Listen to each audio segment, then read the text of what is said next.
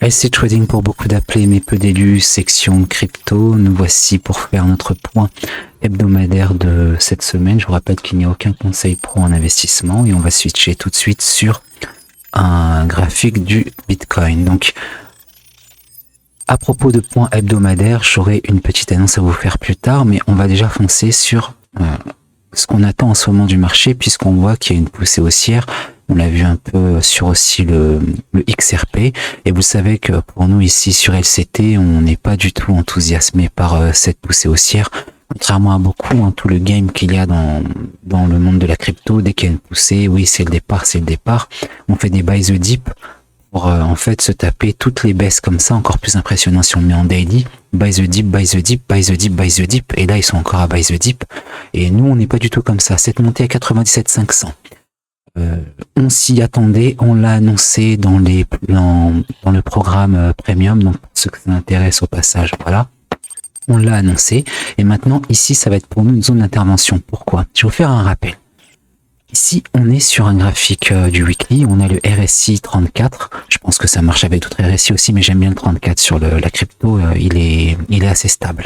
Et on voit qu'on a eu un multi-support résistance ici sur cette zone. Qu'importe le niveau, ça sera environ 50, 51, 52, mais c'est une zone, on fait l'épaisseur du trait, on a eu un rebond ici, et même si on veut encore même aller avec vous rapidement ici, on va encore le déplacer jusque là. Si on compte l'épaisseur du trait, bon, j'exagère un petit peu, on flotte au-dessus, rebond, puis rebond haussier, donc on peut voir en même temps ce que ça donne dans le graphique. Ensuite, on casse, le rebond ne s'est pas fait, on fait un rebond baissier, on bute, ça fait la baisse.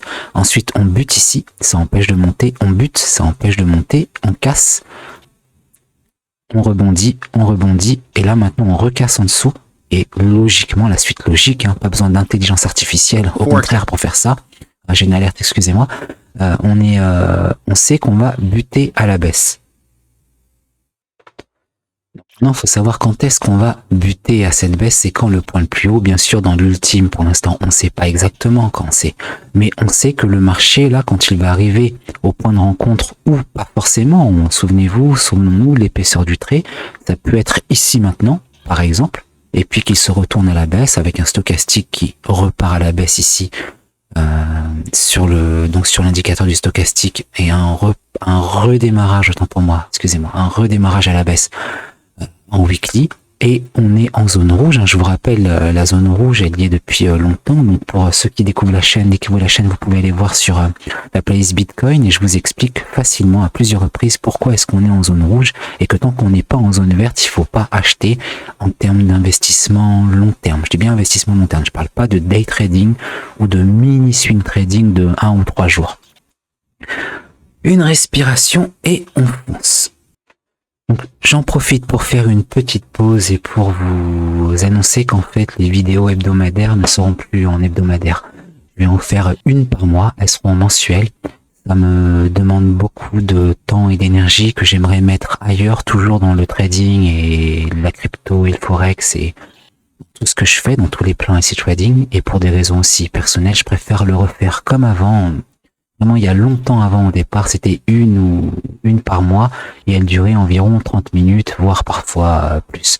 Donc c'était la petite annonce qui est faite maintenant. Donc on aura un rendez-vous tous les 15 du mois. Vous le savez maintenant, on retourne maintenant sur l'écran. Et qu'est-ce qu'on attendrait, disais-je, pour avoir cette baisse? Je vous ai déjà donné un scénario potentiel. On peut remarquer dans quelle zone on est, c'est on traverse une zone de vide, là c'est un FVG, et que normalement il est de bon ton de répondre dessus à la baisse, puisque on est rouge. Cependant, le mieux c'est de le timer en daily. Donc en daily, ce qui peut être fait, c'est d'attendre un redémarrage à la baisse ici, parce que là le RSI il repart à la baisse, et puis ensuite il part à la baisse, il remonte et repartira à la baisse avec un stop au-dessus pour éviter les trop lourdes pertes, en sachant que si il stoppe et qu'il repart encore, tant qu'on est dans le rouge, il faut y aller. Il n'y a plus beaucoup de temps, le rouge il s'arrête le 1er avril 2026.